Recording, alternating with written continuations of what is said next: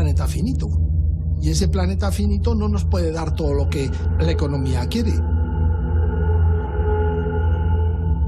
La cantidad de depósitos minerales que hay en el planeta con respecto a la cantidad de rocas o lo que podemos llamar corteza terrestre está entre un 0,01 y 0,001% de la corteza. Es tan pequeña que es muchísimo más pequeña que la cantidad de agua que tenemos. Los minerales baratos sobre los que la economía está asentada están absolutamente limitados.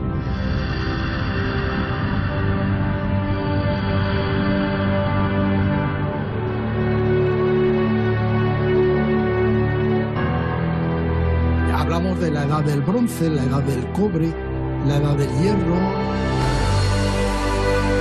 La siguiente será la edad de la tabla periódica, es decir, de todos los elementos que tenemos disponibles. Igual que se ha generado la OPEP del petróleo, se genera tarde o temprano la OPEP del fósforo, la OPEP del tántalo, la OPEP del litio o del indio.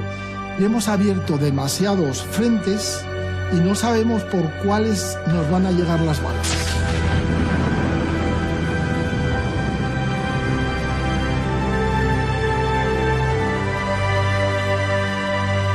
El reciclado es la solución. No podemos hacer otra cosa. Tenemos que vivir de nuestros residuos. Aquellos residuos que, de alguna forma, sean la materia prima del futuro.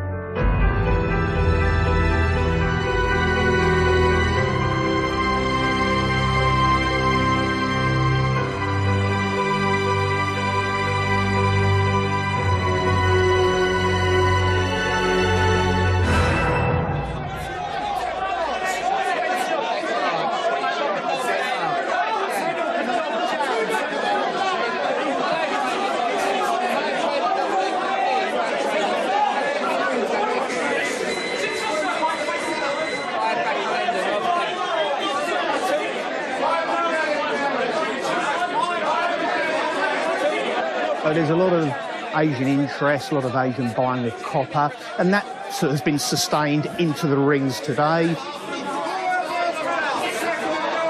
Average trade size for copper contracts, I would estimate to be around 50 lots. So in monetary terms, at the moment where the price of copper is, that's roughly around $9 million per trade.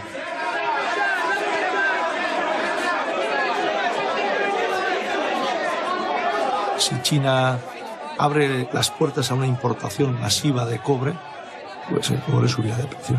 La globalización creo que ha dado paso a un mundo mucho más especulativo, que se rige en sitios muy concretos, como puede ser la Bolsa de Londres o la Bolsa de Nueva York, por ejemplo.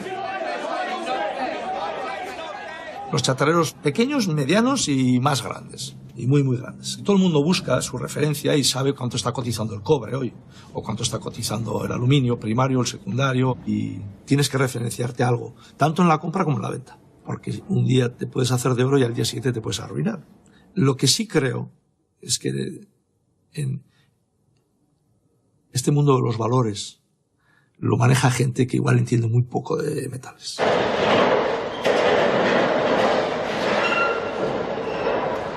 Nuestro metal estrella es el hierro, porque el hierro es el metal estándar, el que más se mueve en el mundo, el que más se consume, el que más se produce, el que más se emplea en todos los sectores.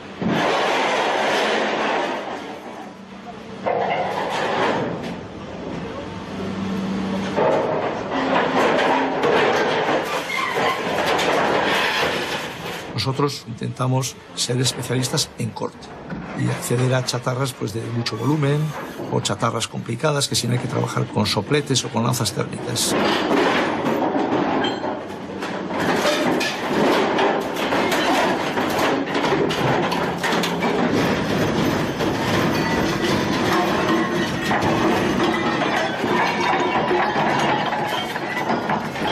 Esta es una máquina un poco especial.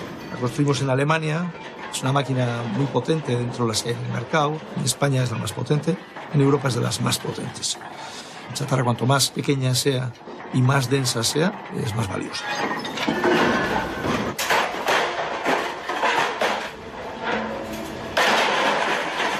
El consumidor tiene la idea de que una planta de reciclaje, un chatarrero, es esa imagen de la furgoneta que recogen los hogares, que recogen las casas, que luego lo lleva a una especie de totum revolutum y que, bueno, pues esa imagen ha cambiado mucho en estos últimos 20, 30 años y son industrias muy apalancadas en I+D y en continua mejora. Hoy creo que las empresas recuperadoras, las chatarrerías, evolucionamos más si tenemos más conciencia ecológica. Si tú tienes la conciencia de no contaminar, probablemente tu gestión sea mucho más eficiente, porque vas a basarte en inversión en maquinaria moderna. Y quien mejor coche tiene gana las carreras.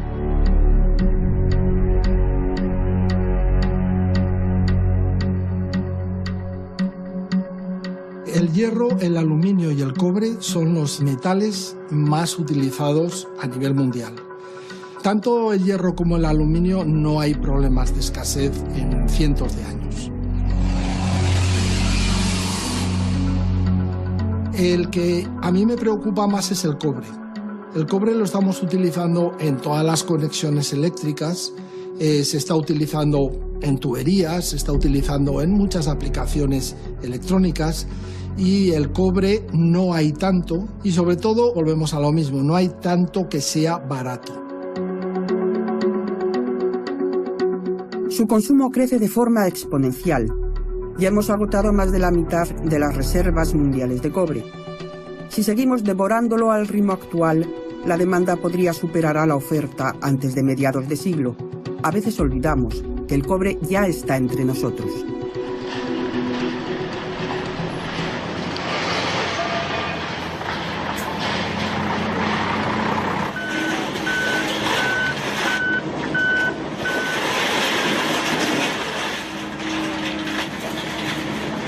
Aquí lo que más entra en contenido en metales son aceros, aluminios y cobres. Todo se va segregando porque todas las fundiciones al final se especializan en algo y tienes que segregarlo, que los materiales no vayan mezclados y sobre todo limpios.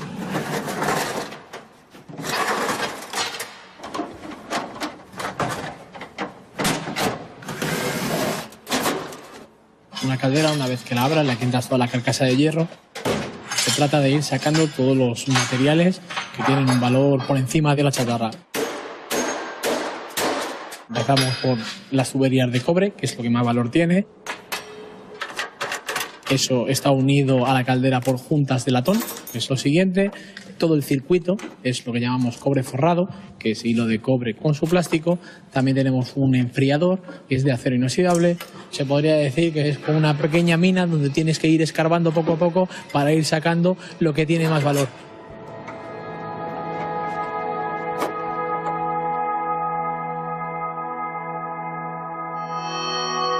Una turbina eólica utiliza 5 toneladas de cobre. En una casa puede haber 100 kilos y en un coche eléctrico cerca de 75.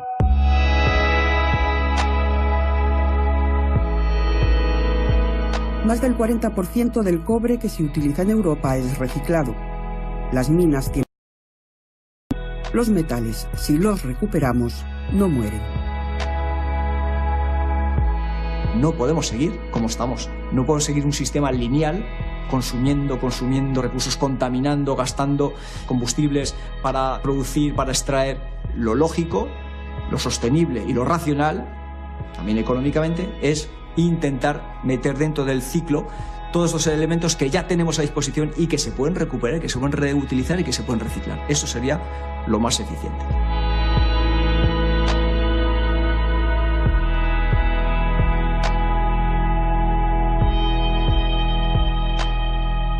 Nadie hace la cuenta de la cantidad de minerales que utiliza a lo largo de una vida.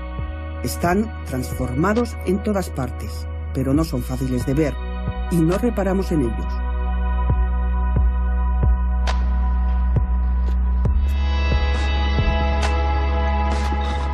Cuando la historia de una casa se agota, salen de su escondite.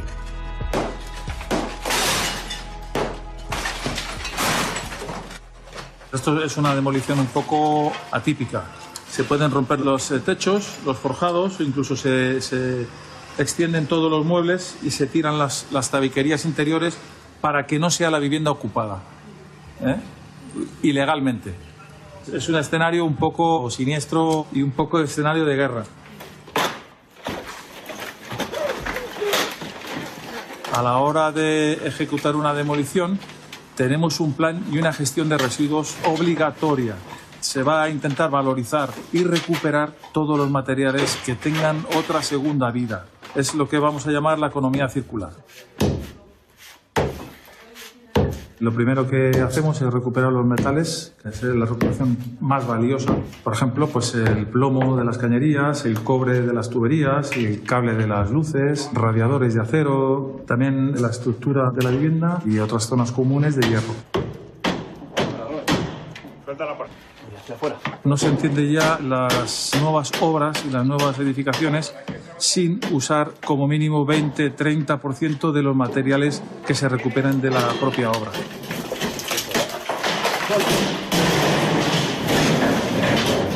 También se recupera posteriormente electrodomésticos, neveras, hornos o microondas, que todo va a gestionarse a su punto de reciclado.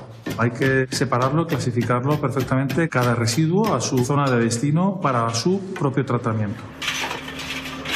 Y cuando esté el edificio limpio, traeremos una máquina pesada. Nuestro fuerte de nuestra empresa es la demolición mecánica. Máquinas muy potentes que el edificio lo van a tumbar en un solo día.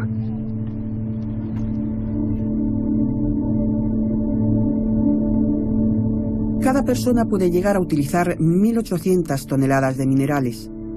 Algunos, como el gas o el petróleo, los quemamos, pero otros se quedan atrapados entre los escombros de nuestra vida.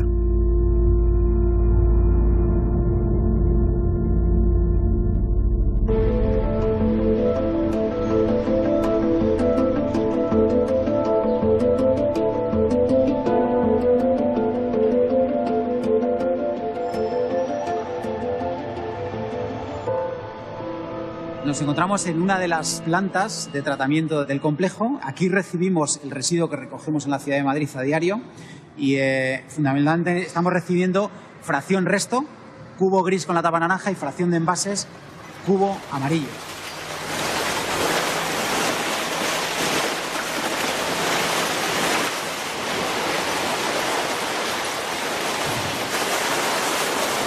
Una de las cosas más importantes que me gustaría transmitir al ciudadano es que no mezclamos el residuo.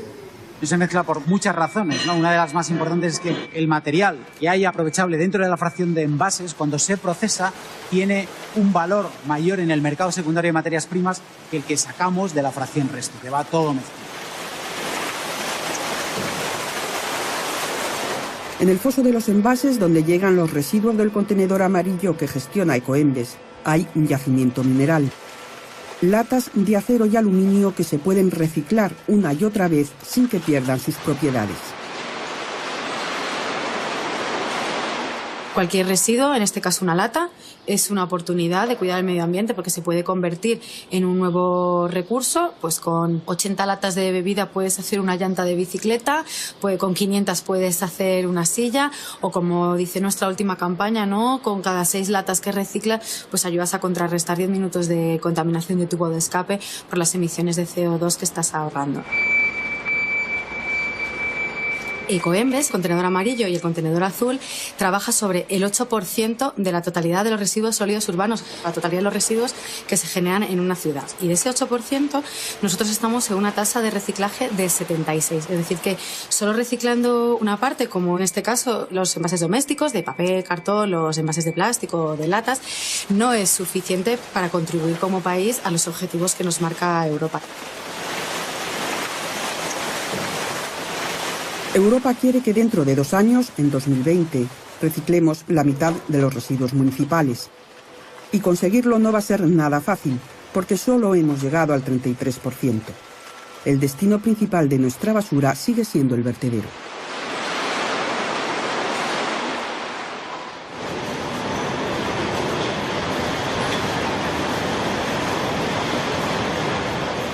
Lo que estamos viendo por las cintas es la cruda realidad. Muchos materiales se están perdiendo, por ejemplo, en esta parte en la que estamos tratando la fracción resto, porque transportan una cantidad de envases muy alta, envases que no deberían de estar aquí. Si escucháis el audio en la planta, se escucha mucho vidrio también, vidrio que no debería estar aquí. Y de nuevo, si miramos a las cintas, hay mucho papel cartón que tampoco debería de estar aquí. Lo primero que hay que mejorar es la recogida selectiva o separada de las distintas fracciones. Ahora mismo prácticamente el 80% de nuestros residuos va mezclado. Esto quiere decir que es completamente ineficiente a la hora de separarlos. Lo estamos viendo en las plantas. Buena parte de todos los recursos los estamos metiendo en un agujero que lo llamamos vertedero o depósito controlado o sanitariamente controlado, o incluso quemándolos en una incineradora o una cementera. Nos encontramos en la parte en la que tratamos de la planta la fracción de envases, la bolsa amarilla. Seguimos viendo muchas cosas que deberían de ir en otras fracciones, ¿no? Hablamos de papel cartón e incluso de materia orgánica. Estamos hablando de un 14% de materia orgánica dentro de la fracción de envases.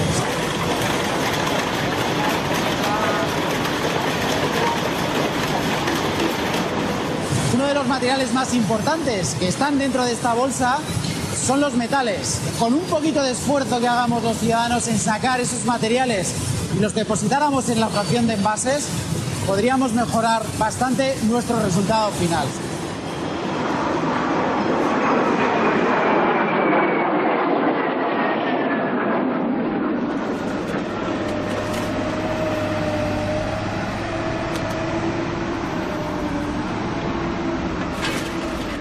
Esto es la zona de descarga donde vienen todos los camiones de diferentes sitios, pueden venir de plantas de RSU, de vertederos, y lo vamos descargando aquí para ir rompiendo, ¿vale?, esas balas y metiéndolas en la línea, ¿vale? El material tiene que estar suelto para poder hacer el triaje.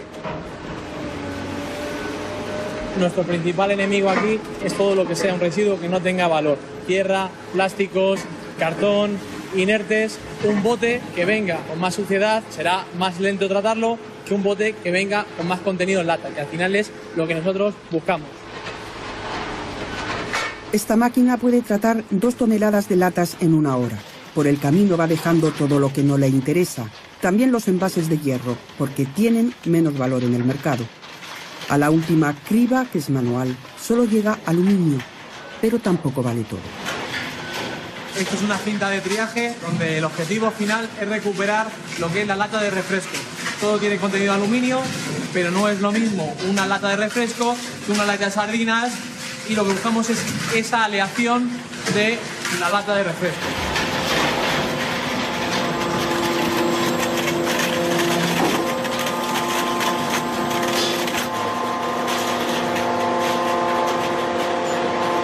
La Bolsa de Londres es donde están cotizando todas las materias primas. Esto es aluminio, cotiza contra el aluminio, y nosotros lo vendemos contra un porcentaje y se va negociando. Esto es el producto final, el material está empaquetado y esto ya va directamente para la fundición.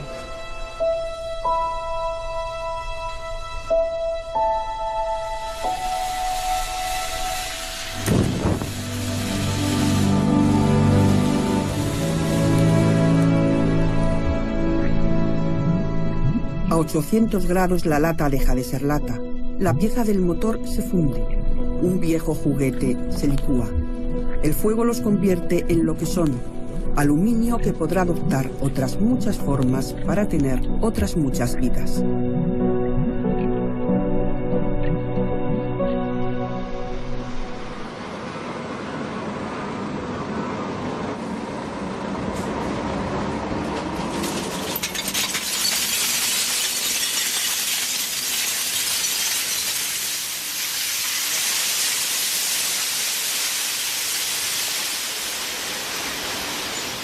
Nos encontramos en el parque de materiales, donde están las materias primas que van a derivar en nuestro producto final, que son lingotes de aluminio, que fundamentalmente llegarán al mundo de la automoción. Obviamente, nuestra mejor chatarra es la que procede de los motores.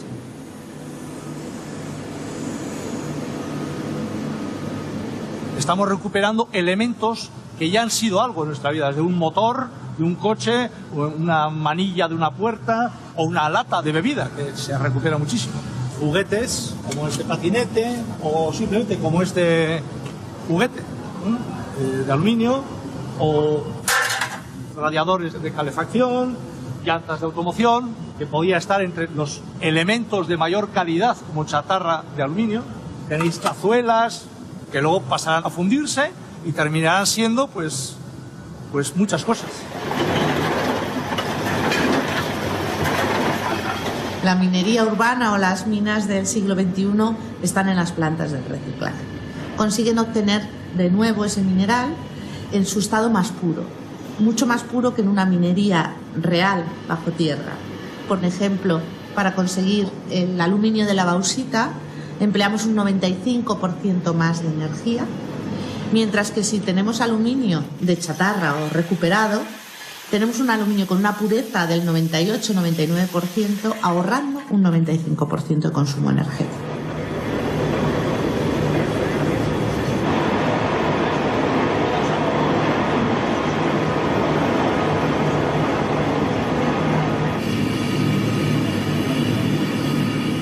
Venimos a perder un 3% cada vez que fundimos una chatarra, es decir, de 100 kilos solo conseguiremos 97 y así progresivamente.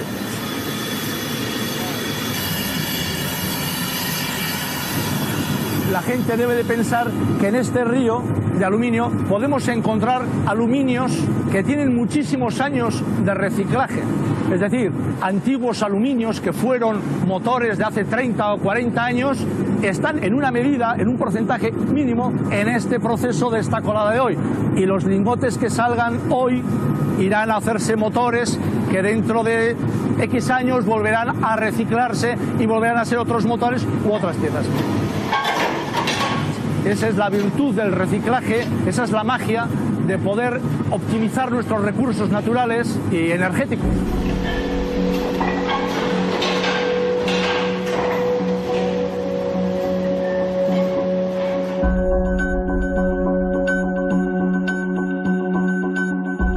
El año pasado los españoles mandamos al desguace más de 500.000 de coches.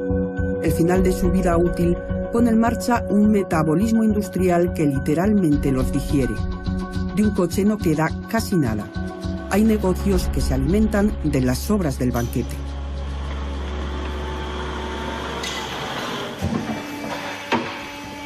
El coche se le tramita a la baja y pasado un mes el coche debe estar ya descontaminado y destruido. Nosotros aquí lo pasamos a nuestras instalaciones. En el área del taller se hace la descontaminación y el desmontaje de las piezas.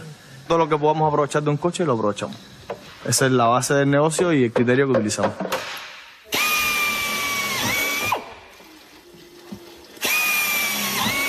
La descontaminación básicamente es extraer los fluidos como son el gasoil, el aceite, el líquido de freno, anticongelante, catalizador, que constituye un contaminante, y batería. Debajo del capó se esconde una historia de éxito. Las baterías son el producto que más se recicla, casi el 100%. A finales del siglo pasado cerró la última gran empresa que extraía plomo en España. Echamos el cerrojo a una actividad muy contaminante y convertimos el plomo de las baterías en la mayor mina del país. Cuando se despieza un motor tenemos muchas cosas que utilizamos nosotros para la venta, como son las bombas de inyección, de dirección, los motores de arranque, alternadores y demás. Hacemos una orden de despiece de cada vehículo y si el motor está en buen estado, lo vendemos como motor completo. Si el motor está en mal estado, las piezas que están comprobadas que se pueden reutilizar, se les traen a ese motor, se limpian, se embalan, se etiquetan y pasan al almacén.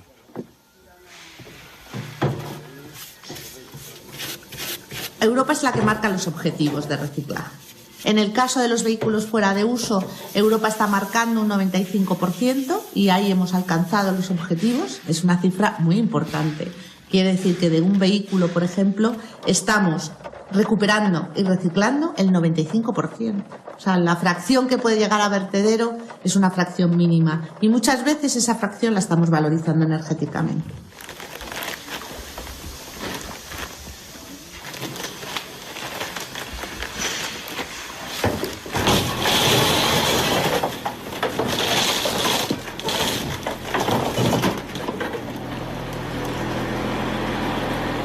Cuando el desguace ya no tiene más que reutilizar,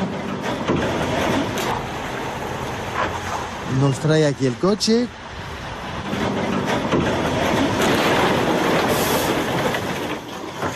Y aquí estamos en una planta de trituración, ahí donde se procede a la fragmentación del coche. Lo destruimos. Necesitamos el reciclado para hacer viable la economía circular sostenible. Es indispensable en las ciudades y yo creo que nos tenemos que mentalizar.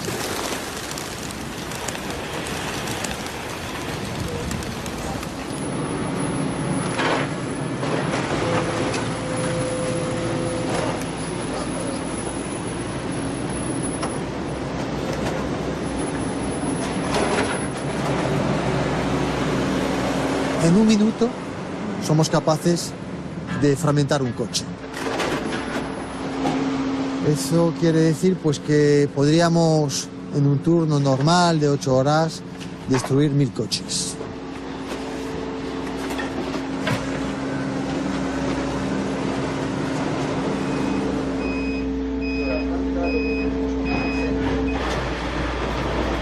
Ahora mismo nos situamos en la cabina de mando de la máquina. Esa máquina tiene 110 metros de largo y el único sitio donde se puede vigilarla es aquí. Lo que hacemos es una aspiración para quitar los ligeros, que son los textiles de los asientos, los plásticos ligeros, y una vez que esto se ha quitado de la chatarra, se va a una estación de separación de magnético, un rodillo enorme con unos imanes que va segregando el hierro de los metales no férricos, de lo que no se imanta. Principalmente los aluminios, si hay algún cobre, lo que lleva un coche.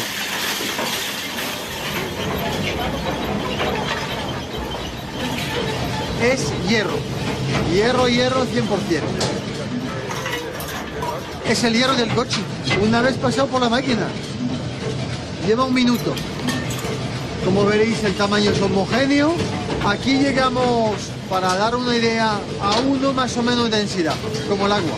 Trozos como mi puño, de grande.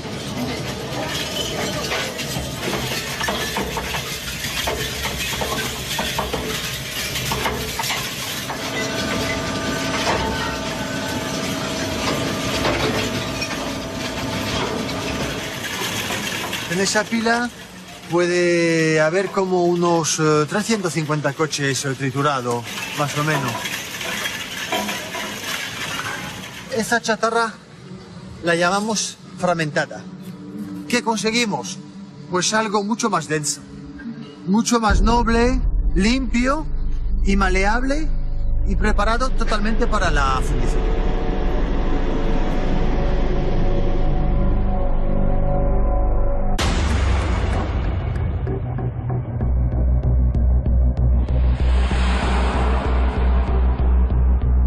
Esta cifra, que crece de forma vertiginosa, es el número de móviles que se están vendiendo en el mundo en tiempo real.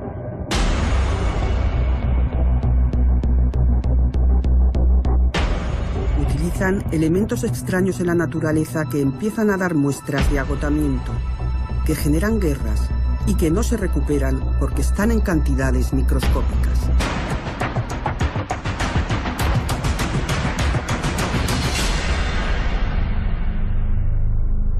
La pantalla de un móvil, simplemente tocar el dedo y mover la pantalla, que en realidad es una ilusión óptica, es porque tiene una finísima capa detrás del vidrio de indio y de estaño.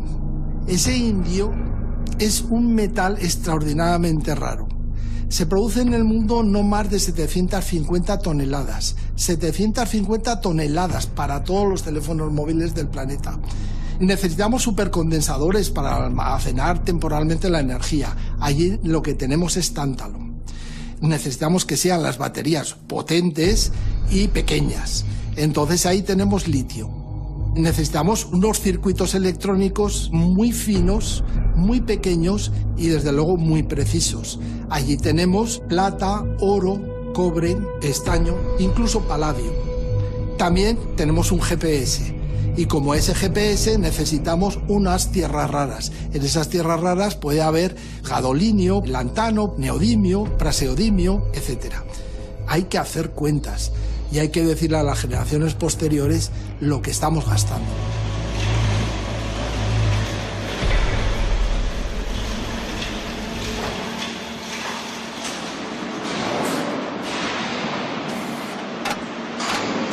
Son unas sustancias muy ricas desde el punto de vista del número de componentes que tiene. Probablemente estemos hablando de 50 o 60 elementos de la tabla periódica. Son elementos estratégicos muy importantes que en la electrónica está presente y muy especialmente, por ejemplo, en un teléfono móvil.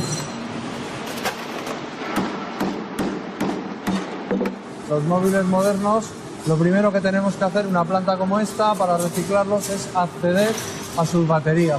Ciertamente es bastante difícil, porque muchas veces tenemos que llegar a desmontarlos a porrazos.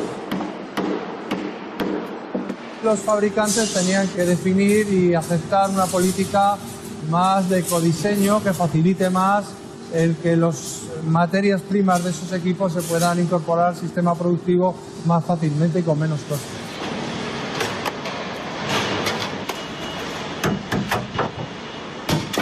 Están diseñados para que duren entre 1 año y medio y 2 años, cualquiera de estos aparatos. En 1 año y medio, 2 años tienes que tirarlo porque no se puede ni reparar, no se puede ni ampliar, no se puede hacer absolutamente nada con él. Incluso es más caro que comprarte otro nuevo. En fin, un sistema absolutamente lineal que va en contra de lo que es todo las políticas o el objetivo de economía circular. Los RAE, los aparatos eléctricos y electrónicos, contienen sustancias nocivas, como pueden ser las pilas, baterías, lámparas de descarga, el tóner, metales pesados. Todo eso tenemos que empezar a retirarlo en las primeras fases de tratamiento. Por ejemplo, las baterías botón, que tenemos en muchos equipos, baterías botón con mercurio, pues quizá 2 o 3 pilas de este tipo nos pueden contaminar uno de los pantanos que tenemos en Madrid. Es un material muy contaminante.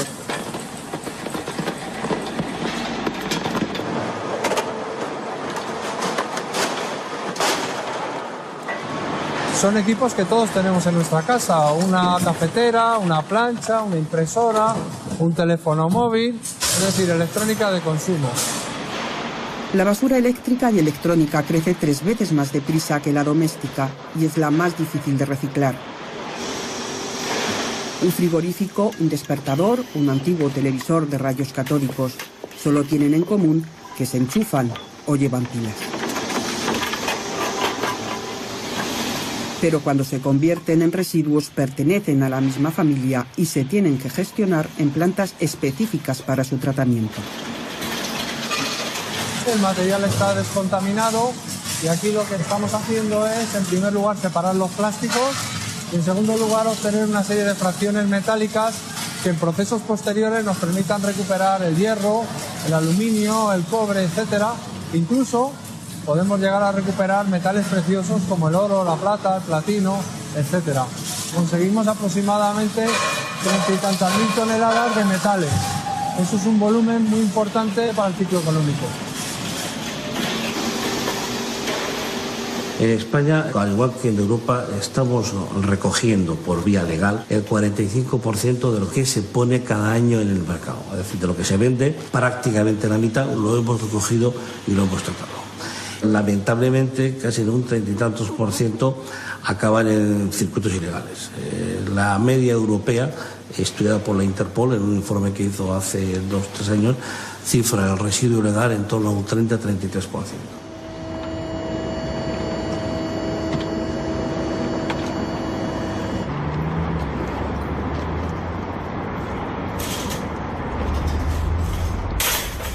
Al comprar un aparato eléctrico o electrónico tenemos derecho a que el comercio que nos lo vende se haga cargo del viejo sin coste adicional. También podemos llamar a un chatarrero autorizado o llevarlo a un punto limpio. ¿Te puedo ayudar en algo? Sí, traigo cartón y madera. Vale. Mira, papel y cartón aquí, ¿vale? Vale. Los robos en los puntos limpios, yo lo puedo decir como dato, hicimos un estudio en Madrid y estudiamos 17 candados diferentes de los contenedores. Nos rompieron los 17 modelos.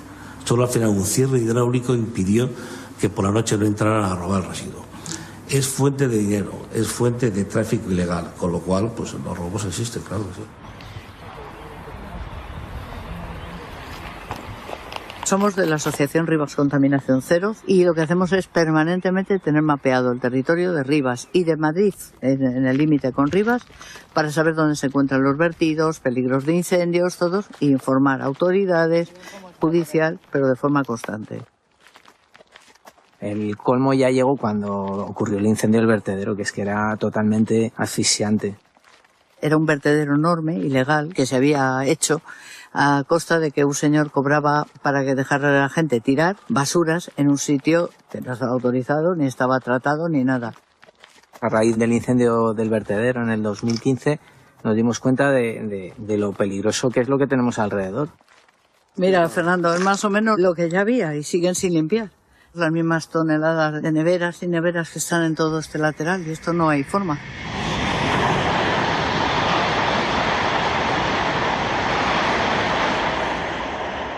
Un buen día estuvimos haciendo una de nuestras visitas y nos encontramos este montón de vertidos. Está todo lleno de cristales y de material que puede arder fácilmente, por lo tanto el peligro potencial es grande. Los gases que emana el frigorífico son peligrosos, pero dentro de lo que cabe el gas se disipa. Lo que no se disipa es todo el revestimiento que estamos viendo, que si arde es muy contaminante. Para ser un particular hay demasiados frigoríficos. Creemos que es algo más organizado, porque todo esto no cabe en una pequeña furgoneta en particular. Ganan dos veces, primero cobran el dinero de llevarlo a un sitio legal, segundo lo tiran en un sitio ilegal y ahora tenemos el problema de cómo se limpia, quién lo limpia y rehabilitar el terreno. Es absolutamente desolador.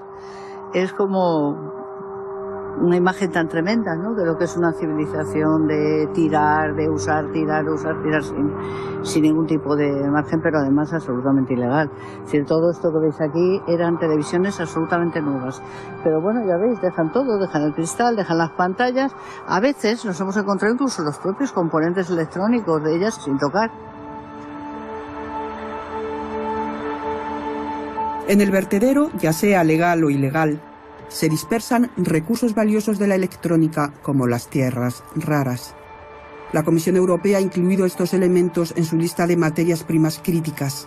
La tecnología avanzada y las energías verdes las necesitan, pero las minas no están aquí.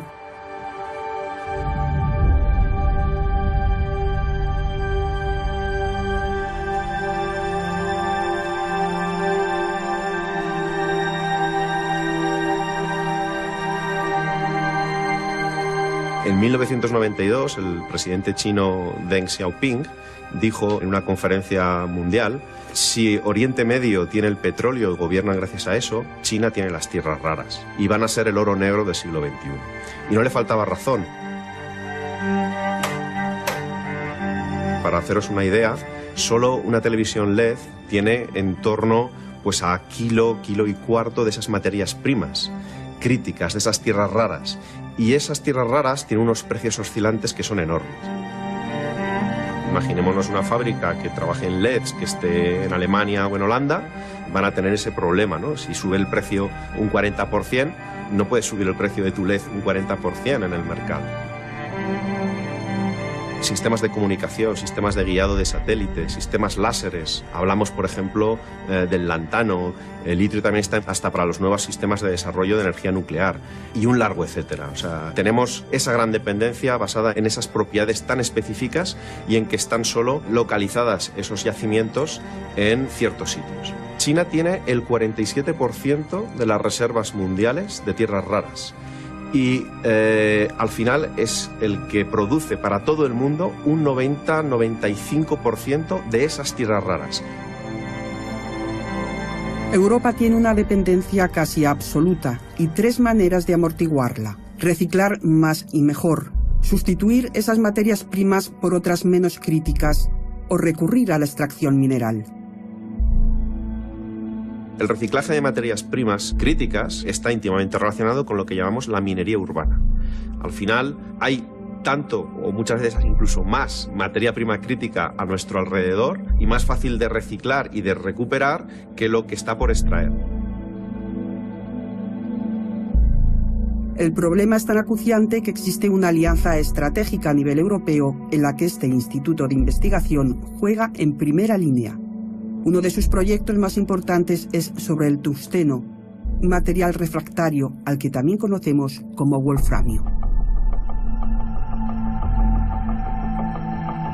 Los metales refractarios, en casi la mayoría de las aplicaciones que se utilizan, son muy difíciles de sustituir, porque precisamente tienen esa propiedad refractaria, que es que son capaces de operar a altas temperaturas, que no hay otro mineral en la Tierra que sea capaz de resolver ese problema. Hablamos de las turbinas de los aviones, las turbinas de generación eléctrica, hablamos de cualquier aplicación donde haya una aleación que funcione a alta temperatura, ahí hay materiales refractarios y prácticamente casi la totalidad son tungsteno.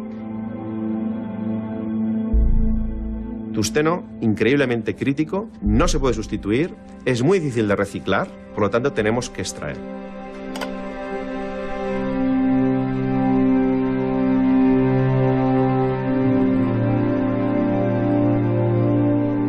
Y ahí es donde entra Castilla y León y el gobierno de Castilla y León, que está haciendo una apuesta muy importante, porque geológicamente Castilla y León, junto con la frontera de Portugal, estamos ahí hermanados, tiene el 10% de las reservas mundiales de tungsteno.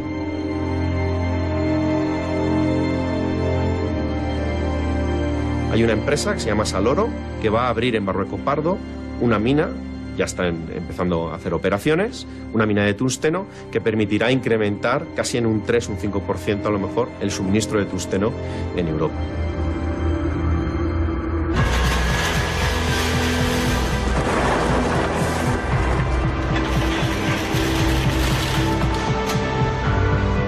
No va a suceder en una década o en dos. Quizá no lo viva nuestra generación. Pero si no hacemos algo ahora, quienes vienen detrás de nosotros van a conocer la primera crisis mineral de la historia. La palabra es eficiencia de los recursos, economía circular y modestia. Economía de los recursos porque hay que diseñar tratando de consumir lo menos posible. Además, hay que diseñar para reciclar y además hay que hacer que las cosas duren. Esto es fundamental porque la tecnología es necesaria, pero la ética es tan necesaria como la tecnología.